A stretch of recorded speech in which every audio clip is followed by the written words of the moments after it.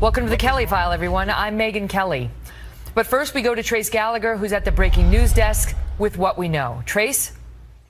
We should know, Megyn, that the 737, which touches down around 120 miles per hour, was, according to that same producer, Dan Gallo, coming in kind of hot. He was on board the plane, and then he says it began skidding. And to quote him, he says it was the craziest landing he's ever experienced. He smelled burning rubber before it finally came to rest in the grass at the end of the runway. We are told that Mike Pence then came to the back of the plane to see that everyone on board was okay. The planes we're talking about kind of use a combination of brakes and reverse thrusters. But one of the reasons you don't see 747s flying in and out of LaGuardia is because the runways are not that long. This runway is about 7,000 feet. That's about 3,000 feet shorter than you'd find at Newark or JFK. Now, as a rule, 737s only need about 4,000 feet. But when you talk about rainy weather like they have tonight in LaGuardia, that clearly changes the map. It's hard to tell when you look at the pictures from which angle and which direction the plane came in. But remember, anybody who's flown in and out of LaGuardia knows they have water at the end of the runways. This plane slid only as far as the grass, and the passengers stayed on the plane for about 10 minutes before rescue teams arrived. They brought down the exit. Everybody walked off board. The governor reportedly was traveling with campaign advisors, the media, as we said, as well as his wife and daughter. We're told that Donald Trump did reach out to Mike Pence and says that he's glad everyone on board is safe. There appears, if you look at the plane, there appears to be some damage to the runway, but no noticeable damage to the airplane itself. But this plane's not leaving for a while, Megyn. Wow. Trace, thank you. Joining us now with more, Dan Gallo. He's the Fox News producer traveling with Governor Pence, and he was on that plane and shot that video we've just been looking at together. Dan, thanks for joining us tonight by phone. So was it obvious when the plane was landing that you were in trouble?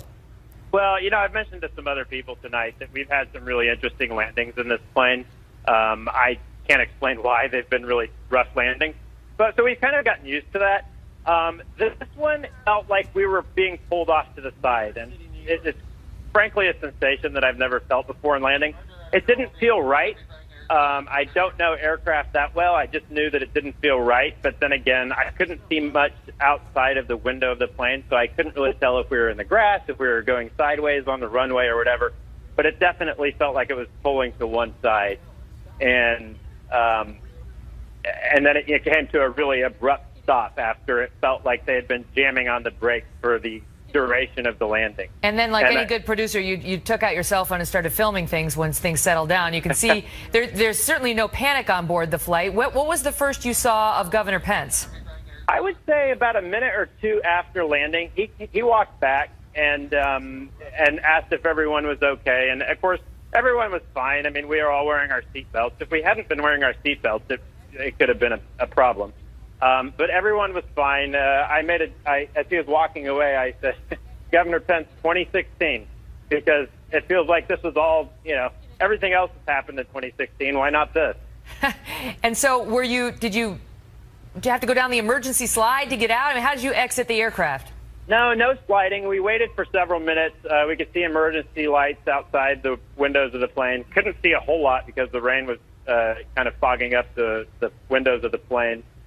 But yeah, we walked down the stairs. Somehow they got stairs to us, and we walked down where there was emergency personnel outside the plane. Great. So everyone is okay, including the governor, including you. Glad to hear it. And as you say, Dan Gallo, 2016. We've experienced that too. Great to see you, Dan. I got some mud on my shoes after tonight. Great to hear from you. All the best to you. Glad to hear everyone's all right. Also breaking tonight, with just 12 days until Americans elect their next president, there is growing pressure on Hillary Clinton to respond to the latest leaked campaign emails. These notes detail the most lucrative time in Bill and Hillary Clinton's careers, the years after they left the White House. And while Mrs. Clinton served as Secretary of State, a new Wikileaks release revealing a memo written by Clinton Foundation executive Doug Band. In it, Doug Band details what he calls, quote, Bill Clinton, Inc., an operation to enrich the Clintons by steering top-tier corporations to donate to the Clinton family charity and bankroll the Clintons' lifestyle, even contributing millions to the Clinton family's personal fortune. We've got a big lineup for you tonight on 2016, including Charles Krauthammer, filmmaker Michael Moore, and Trump spokesperson Katrina Pearson. But we begin tonight with Chief National Correspondent Ed Henry and the story behind Clinton Incorporated. Ed? Good to see you, Megan. After November 8th, some of the world's most influential corporations may still be pouring money into the Clintons' personal coffers. That's because while Bill and Hillary Clinton have promised to swear off new fundraising for the foundation if she's elected, this leaked memo suggests the door is wide open for millions of dollars in consulting fees to continue flowing to Bill Clinton, even if his wife is president. Today on the trail, Donald Trump was all over the release of this damaging email detailing what you called Bill Clinton Inc. That was not coming from Trump. That's coming from former Clinton confidant Doug Band. Now on the outs after he alleged it was a strategy, actually, to steer donors for the foundation to hire Mr. Clinton for speeches and consulting. The 2011 memo revealing the plan, quote, yielded more than $30 million for him personally, with $66 million to be paid out over the next 9 years, meaning it could continue from 2011 to 2020 or the end of his wife's first term if she's in office, unless, of course, there's public pressure and Bill Clinton is forced to sever some of those contracts. Now, Ban wrote the memo after Chelsea Clinton blew the whistle on allegations that his company, Teneo, was making money off of access to her father. He fired back. The foundation literally had about 500 conflicts of interest. He further alleged the former president was collecting money from at least 3 sponsors of CGI, the Clinton Global Initiative, and had accepted personal gifts as well. The Clinton camp has so far refused to even acknowledge the authenticity of these WikiLeaks emails, but the company Ban co-founded did confirm the accuracy of his memo, though they insist tonight Teneo never benefited financially from the charity, Megan. Ed, thank you.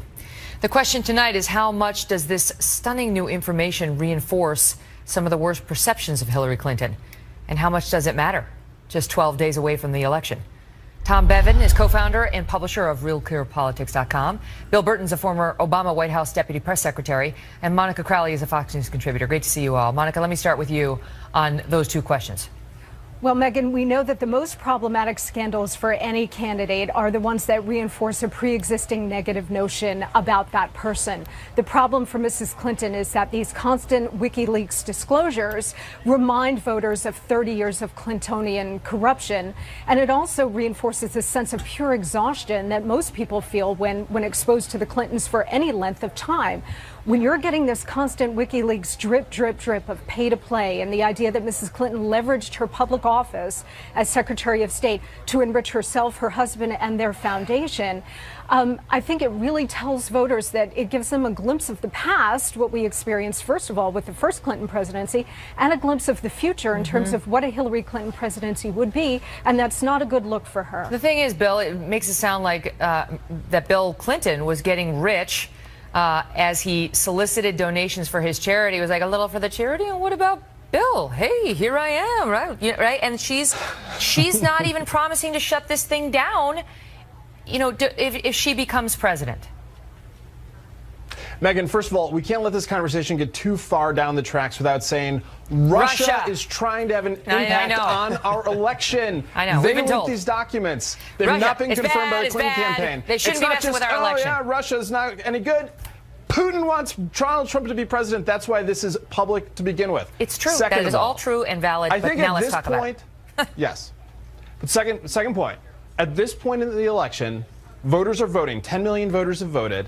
The rest of the voters in the final days here are trying to decide who's the best person to be commander-in-chief. If you look at this news and you're a Trump supporter, it reinforces what you already thought about the Clintons. If you're a Clinton supporter, you think, okay, whatever, enough with all the WikiLeaks. For the folks in the middle, they're trying to decide who's going to be the best commander-in-chief. This is not going to have any impact whatsoever on whether or not people think Hillary Clinton should or should not be the commander-in-chief. Donald Trump is running out of paths to 270 electoral votes, and this does not create a new one for him. All right, so let's pick it up there, Tom, with you on the polling and whether you agree that Donald Trump is running out of paths to 270, because the Trump camp believes they have momentum. The Fox News poll that just came out shows her leading only by 3 and shows her lead shrinking and shows his standing with independents getting better and his standing with Republicans getting better as well. Well, look, I agree with Bill that Trump is behind right now and certainly has a lot of ground to make up. But where I would disagree with Bill is that, look, this is, you know, those voters in the middle are trying to decide, right? And this reinforces all the worst perceptions. Whenever the the one thing we know about this election is whoever's under the spotlight suffers. Clinton is now under the spotlight because of this. And the other thing is that, one of the things that Hillary Clinton had going for her over the last couple of weeks is she had people, her base, rallying to her, these millennials who were sort of iffy on her a little bit. These kind of revelations, this kind of news might dampen the enthusiasm for some of those softer Clinton voters, and that won't help her in the end either. What about that, Monica? Because there was a report today that that's part of Trump's game plan is to dampen enthusiasm and actually suppress voter turnout from the key groups that she needs. Will this help? Yeah, I mean, Mrs. Clinton has always had a difficult time with voter enthusiasm for her and on her side, so this certainly does not help. We've got a group of about 10 to 20% of undecideds. That's the target that both sides are going for. Certainly Donald Trump needs that group of undecideds. So if you're Mrs. Clinton and her campaign, Megyn, tonight, you have to be worried that these kinds of disclosures are chipping away at them, and they're just saying, and I hear this refrain over and over again, I cannot do the Clintons again. Bill, I can't do it. I'll give you the final word. Do you agree that, I mean, there may be chipping, but could there be enough chipping that it actually threatens her lead, whether it's 3 points or 10 points, depending on which poll you look at? No. There's no poll in America that shows 10 to 20% undecideds. This race is cooked, and I don't think that anything about these new documents that Vladimir Putin wants American voters to see are going to shift those few undecided voters to make Donald Trump president. It's just not going to happen. It's a weird thing because, they are hacked. You feel a little uncomfortable because it's a valid point that they're hacked and we just sort of go ahead and cover them, but everybody's covering them and they've become a major political story. So anyway, it's important to have the reminder. So Russia, Putin, bad, and then we proceed. Great to see you all. Thanks, Megyn. Russia, Putin, bad. Russia, Putin, bad. Lots of news still ahead tonight, including Charles Krauthammer on what we just learned about Trump's future plans for the Republican Party. Joining us now, the man behind Michael Moore in Trumpland, documentary filmmaker and best-selling author Michael Moore. Michael, great to see you again. Thanks for having me on. So the real zinger at the end of this clip is you say that everybody, when they vote for Trump, they're going to find out after a few months in office that President Trump wasn't going to do a damn thing for them. It will be too late to do anything about it. You've done it. You've sent the message. Good night, America. You've just elected the last president of the United States. What does that mean? That means that, well, first of all, when I said doctor, they cut me off right after I said, oh, and it'll feel good after you vote for him. And then the next line is for a day, maybe a week. But when you find out that your life isn't going to get any better under President Trump and probably will get worse, that's when you're going to realize what the Brits have realized now. That whole thing is the wind-up to your ultimate hit. Yeah, it's the wind-up. They only show the wind-up. You're being duped. That's your argument. But why? And what do you mean he'll be the last president? He's going to blow up the world? Is that your, what are you saying? I mean, what I'm saying by that is if we elect Donald Trump as president of this country, it won't be the same country after 4 years. I'm absolutely convinced of that. This is the most vile, disgusting candidate that has ever run for office in this country. How can you say that when you understand the white working class? You've appealed to them time and time again. Yeah. You understand and you outline perfectly why they're attracted to him. They want him to blow things up. As you say, he's a human Molotov cocktail. Right. So I'm here, and I'm here on Fox to appeal to people who are watching to not do that. I understand why you're angry. You have every right to be angry. The system has failed you. But he is not the solution to this.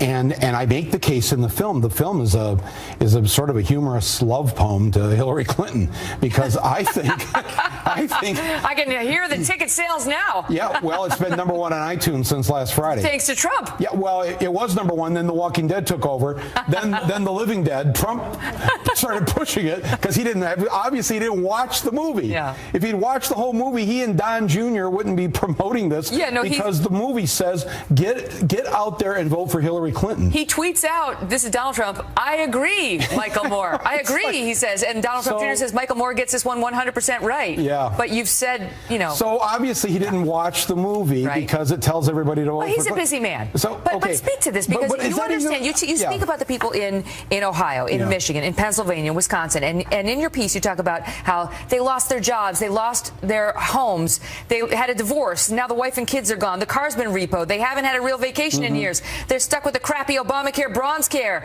they can't even get an effing Percocet. They want change and they don't see it in Hillary Clinton. Well, they should, because she will make this better. She is the proponent of universal health care. She's been that way for 25 years, and that is what's going to, Obamacare will get better under her. Remember, the real problem with Obamacare is not the Obama part of it. It's that private insurance companies are still calling the shots. They get to raise these rates. There's no control like there is over Medicare and the things that the government has a say in. Obamacare was only a halfway measure. We'll get the rest of it under Hillary Clinton. She's going to do so many things to raise the minimum wage. She's going to do things that will help equality for women. You like her so much. Why were you against her when she ran against Obama? And you were against her in the primary. You like Bernie. You seem to be like a reluctant Hillary supporter. Am I wrong? Yeah, I was a reluctant Hillary, yes, because she voted for the war. I thought she was too cozy with Wall Street. I supported Bernie. I supported Obama 8 years ago. What about all the WikiLeaks disclosure? Do they bother you? No. You're a lefty. No, not at all. You don't care about the Clinton cash and I care about women should be paid the same as men. I care about the polar ice caps melting. I care about the big issues, and those are the ones you've got to have the smart person in the room. And though I may not agree with her on all these issues, that's not really the point anymore. The point is that we have a choice between somebody who is smart, who has a heart, who's going to stand up for kids and for families and for working people, and we have a billionaire who just says these things, trying to pretend that he cares. And just the con with me right now, just the con that where they've taken a piece of my movie and put it out, only half of that little clip out there. Do you think it's knowing? You think it's knowing, or is it just an error that they haven't? Well, there's no error. No, it's either one. It's either they're dumb, and I honestly don't think they are.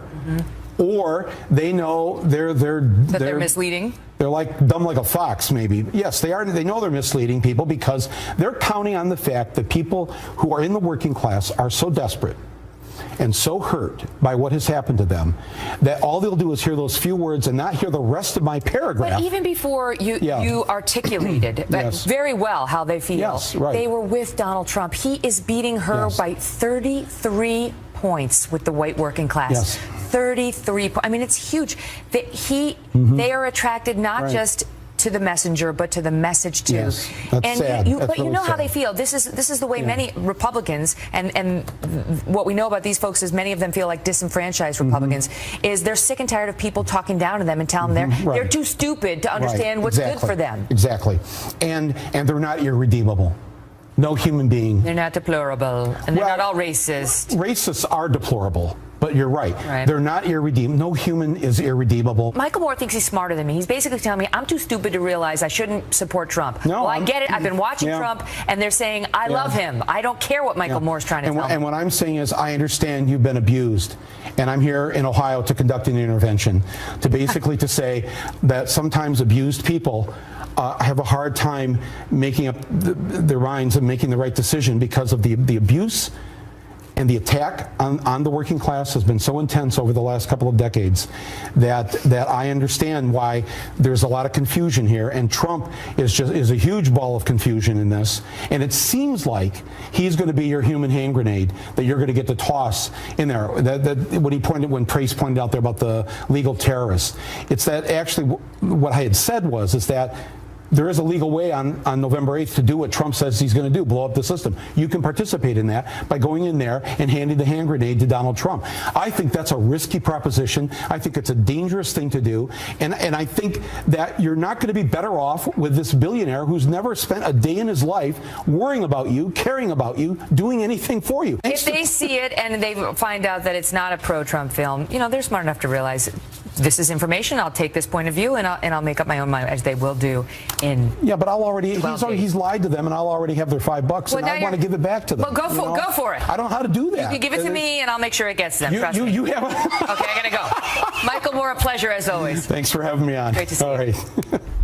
Joining me now, Trump campaign national spokesperson Katrina Pearson and host of The Filter on SiriusXM Progress and DNC platform committee member Namiki Konst. Good to see you both. Good to see you. Katrina, what do you make of Michelle Obama? Is she effective out there? Is she a threat to the Republican ticket? I don't think she's a threat, but I do think she is effective. She's very popular, well-liked in her party, and that's exactly why that Hillary Clinton is having to prop her up.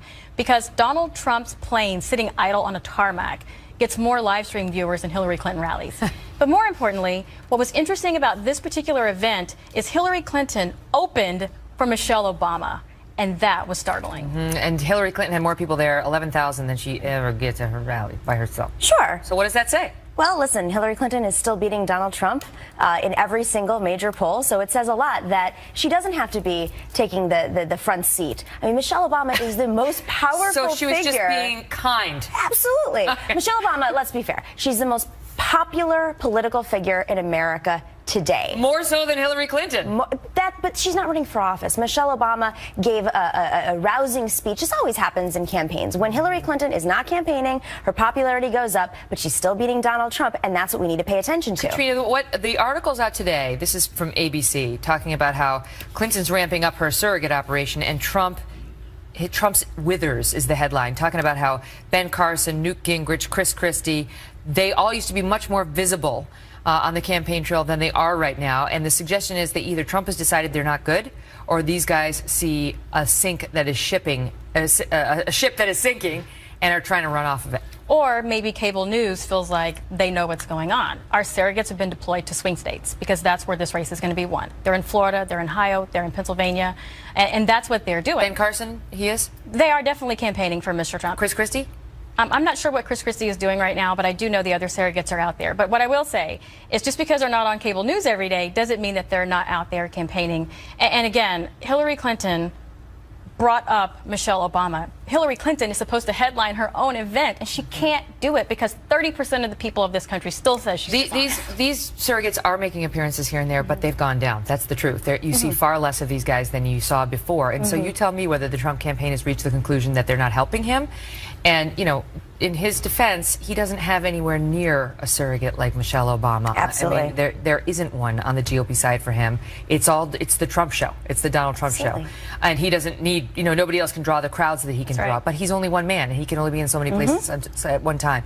So you tell me why these surrogates are taking a lower role. I think that they can read the statistics. They can read the numbers. Even Trump's own campaign, which uses this, they spend $100,000 a week on a data statistics simulation model that will basically simulate what it will look like on election day, and it reflects some of the more sophisticated modeling out there. They even know internally that he is down. It is pretty much impossible for him to win. The only way he could win, he has to win Florida. No matter what, he has to win Florida, and that's his only path to victory. It's tight in Florida. It's very tight, but that's his only path to victory, and it's very narrow. You look at a place like Ohio, where early voting is up 23% compared to 2008 and 2012 for Democrats right now. Every single simulation on the Democratic side shows that even though this is supposed to be a state where he has to win as well, Democrats are doing well with early voting. So I think all of his surrogates get the message, and they're thinking about their political future. Except for the fact that the Trump campaign is actually up in early voting in Florida as well as Ohio, and winning in the polls as of today in both of those states. It's going to be a close race.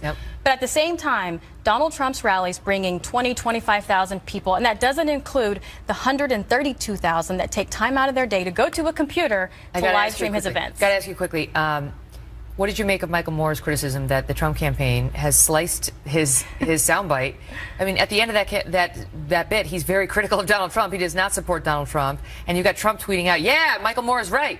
Because he is right. We do see the working class out there supporting Mr. Trump. And even though Michael Moore is anti-Trump, he's talking about being divisive. Donald Trump hasn't been out there calling people deplorables and irredeemable. He's not out there criticizing Catholics for wanting to baptize their kids. He's not calling, he's alienating every single ethnic group that's not his own white working class Mr. Trump ethnic group. only criticizes individuals, well, not the dust broad groups of people. There is a major difference. He's a socialist. But he's trying to suppress them, and that's what we have to keep in mind here. His only strategy right now is voter suppression. Well, that was documented in this article that he apparently cooperated with, the Trump team cooperated with for Bloomberg, but I got to leave it at that. It was an unnamed source and not verified. What it was the social media guy who's running the whole thing was talking on the record to them. All right, I got to leave it at that. I got to go. That's next in part. Great to see you both. Charles Krauthammer on what we just learned about Mr. Trump's future plans for the Republican Party. Developing tonight, we are tracking new fallout from an eye-opening look into the inner workings of the Trump campaign. The story comes from Bloomberg Media, and it details how Trump's team is collecting data on the businessman's millions and millions of supporters. Information that Trump can leverage in the future, whether he wins the White House or not. Campaign Chairman Steve Bannon saying, quote, "What he's built is the underlying apparatus for a political movement that's going to propel us to victory on November 8th and dominate Republican politics after that." With Trump's digital director adding to that, saying, quote, "We knew how valuable this would be from the outset. We own the future of the Republican Party." Joining us now, Fox News contributor and syndicated columnist Charles Krauthammer. Charles, good to see you. So this is basically a look at what the future of Donald Trump and his supporters is, win or lose. Let's start with win. If he manages to win on November 8th, is republicanism now officially Trumpism? And what does that mean for the so-called mainstream Republicans like like Rich Lowry? Well, I think it's quite I mean, if you win the presidency, essentially you reshape or you shape your party. The Republicans were not a strictly completely conservative, unconflicted conservative party before Ronald Reagan. They had a very strong Northeast liberal wing. Reagan comes in and the party's been changed irrevocably. If Donald Trump wins, he's not a conservative, he's a populist.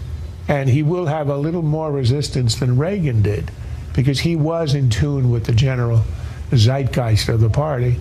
But Trump will dominate. There'll be some resistance from sort of old style, more Reaganite conservatives. But I think if you're president, especially if you succeed in the presidency, meaning you win re-election or you have strong popular support, like Reagan did, you set down the rules for a few decades. Mm-hmm. And so what if the opposite happens? Trump loses, but he still has so much influence. And this Bloomberg media article points out that he's spending $100,000 a week on data collection and figuring out who's with him. And they describe the audience that they've built. Disenfranchised new Republicans who are younger, more populist and rural, and also angry, active, and fiercely loyal to Donald Trump. Well, you saw that in the primaries. You see it now. Remember, Trump said I could go down Fifth Avenue and shoot somebody, and I wouldn't lose any supporters. That's essentially what's happened through thick and thin, through the Access Hollywood tapes, which would have sunk anyone, a lot of other things before. But where do and they go? I mean, what do they do with that loyalty when he's no longer running for office? Well, that will depend on him. He has himself a plurality of Republicans. Not a majority, as we saw in the primaries, but he's got a sizable chunk, larger than anybody else's. So the question is, what does he want to do with it? Is he going to be Cincinnatus or George Washington and ride away into the sunset? If you lose a presidential election in American history, especially modern American history, you're gone. You know, there's no Mondale, there's no Dukakis. You have your chance, you lose, you don't show up again. But that would be different with Trump. He sort of created, or he discovered his own constituency. They feel they have nowhere else to go. If he does not walk away, then he can do a lot with that constituency, particularly as we saw in the Bloomberg article, if he has the mechanics, if he owns the data, if he has a way to email and to reach all of them. And even if he doesn't, he can simply use Twitter or Facebook. Mm-hmm. So he can shape it into a movement, either to run again for re-election, to influence the midterm elections, mm-hmm. to influence the current politics. If Trump decides to stay in the game, the first test will be whether he can successfully bring down Paul Ryan, right, who's become a nemesis of his, and then we'll know how transitive is his influence. Right, because if you look what happened with John McCain, of course he went back to the U.S. Senate, but Mitt Romney, you know, right. he didn't really, for a while he was considered, you know, a Republican leader, but his influence has definitely diminished. And the question is whether the same thing would happen to Trump. And you're saying it depends on Trump. But all along he said, look, if I lose, this is all for nothing. It was been a complete waste of time. And I'm going to go back to running my successful business and, you know, focus on profit making. So it's really up to Trump. We've speculated about a lot about Trump TV and whether he wants to build a media empire. But it's up to Trump, and we're really unsure if he loses this thing, whether that's something he has any interest in, as opposed to building buildings, licensing out his name, and doing all the other things that have made his company, you know, what it is. But we know one thing from his entire life history. He loves the spotlight. He finds it hard to be away from it. And even though he said at the beginning, if I lose, I'll go back to my old life, I don't think, well, I don't know. He'll decide. But I think it is likely he will want to, he'll be changed, and he will have acquired a powerful instrument, a political instrument. He didn't have that before he ran. And he can use it. He could use it commercially, for example, with a TV station or a TV network or some other use in the media, or he can do it politically, in which case he mobilizes his people to influence elections and perhaps his own later on. It's extremely tempting because he built this essentially on his own and out of nowhere, and he's got a lot of options. He's not the retiring type, you might have noticed. Well, I mean, even if Trump doesn't win on November 8th, he has acted as a voice for large numbers of people who feel disenfranchised, and we'll see whether Trump chooses to use that power to continue giving them a voice. He'd much rather do it from the Oval Office. And as he was walking away, I said, Governor Pence, 2016, because it feels like this was all, everything else has happened in 2016. Why not this? And so did you have to go down the emergency slide to get out? I mean, how did you exit the aircraft? No sliding. We waited for several minutes. We could see emergency lights outside the windows of the plane. Couldn't see a whole lot because the rain was kind of fogging up the windows of the plane. But yeah, we walked down the stairs. Somehow they got stairs to us, and we walked down where there was emergency personnel outside the plane. Great. So everyone is okay, including the governor, including you. Glad to hear it. And as you say, Dan Gallo, 2016. We've experienced that too. Great to see you, Dan. I got some mud on my shoes after tonight. Great to hear from you. All the best to you. Glad to hear everyone's all right. Also breaking tonight, with just 12 days until Americans elect their next president, there is growing pressure on Hillary Clinton to respond to the latest leaked campaign emails. These notes detail the most lucrative time in Bill and Hillary Clinton's careers, the years after they left the White House. And while Mrs. Clinton served as Secretary of State, a new Wikileaks release revealing a memo written by Clinton Foundation executive Doug Band. In it, Doug Band details what he calls, quote, Bill Clinton Inc., an operation to enrich the Clintons by steering top-tier corporations to donate to the Clinton family charity and bankroll the Clintons' lifestyle, even contributing millions to the Clinton family's personal fortune. We've got a big lineup for you tonight on 2016, including Charles Krauthammer, filmmaker Michael Moore, and Trump spokesperson Katrina Pearson. But we begin tonight with Chief National Correspondent Ed Henry and the story behind Clinton Incorporated. Ed? Good to see you, Megan. After November 8th, some of the world's most influential corporations may still be pouring money into the Clintons' personal coffers. That's because while Bill and Hillary Clinton have promised to swear off new fundraising for the foundation if she's elected, this leaked memo suggests the door is wide open for... Welcome to the Kelly File, everyone. I'm Megyn Kelly. But first, we go to Trace Gallagher, who's at the breaking news desk with what we know. Trace? We should know, Megan, that the 737, which touches down around 120 miles per hour, was, according to that same producer, Dan Gallo, coming in kind of hot. He was on board the plane, and then he says it began skidding. And to quote him, he says it was the craziest landing he's ever experienced. He smelled burning rubber before it finally came to rest in the grass at the end of the runway. We are told that Mike Pence then came to the back of the plane to see that everyone on board was okay. The planes we're talking about kind of use a combination of brakes and reverse thrusters. But one of the reasons you don't see 747s flying in and out of LaGuardia is because the runways are not that long. This runway is about 7,000 feet. That's about 3,000 feet shorter than you'd find at Newark or JFK. Now, as a rule, 737s only need about 4,000 feet. But when you talk about rainy weather like they have tonight in LaGuardia, that clearly changes the map. It's hard to tell when you look at the pictures from which angle and which direction the plane came in. But remember, anybody who's flown in and out of LaGuardia knows they have water at the end of the runways. This plane slid only as far as the grass, and the passengers stayed on the plane for about 10 minutes before rescue teams arrived. They brought down the exit. Everybody walked off board. The governor reportedly was traveling with campaign advisors, the media, as we said, as well as his wife and daughter. We're told that Donald Trump did reach out to Mike Pence and says that he's glad everyone on board is safe. There appears, if you look at the plane, there appears to be some damage to the runway, but no noticeable damage to the airplane itself. But this plane's not leaving for a while, Megan. Wow. Trace, thank you. Joining us now with more, Dan Gallo. He's the Fox News producer traveling with Governor Pence, and he was on that plane and shot that video we've just been looking at together. Dan, thanks for joining us tonight by phone. So was it obvious when the plane was landing that you were in trouble? Well, I've mentioned to some other people tonight that we've had some really interesting landings in this plane. I can't explain why they've been really rough landings, so we've kind of gotten used to that.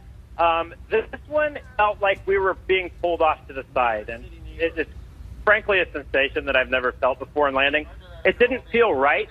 I don't know aircraft that well. I just knew that it didn't feel right. But then again, I couldn't see much outside of the window of the plane, so I couldn't really tell if we were in the grass, if we were going sideways on the runway or whatever. But it definitely felt like it was pulling to one side. And then it came to a really abrupt stop after it felt like they had been jamming on the brakes for the duration of the landing. And then, like any good producer, you took out your cell phone and started filming things once things settled down. You can see there's certainly no panic on board the flight. What was the first you saw of Governor Pence? I would say about a minute or two after landing, he walked back and asked if everyone was okay. And of course, everyone was fine. I mean, we were all wearing our seatbelts. If we hadn't been wearing our seatbelts, it could have been a problem. But everyone was fine.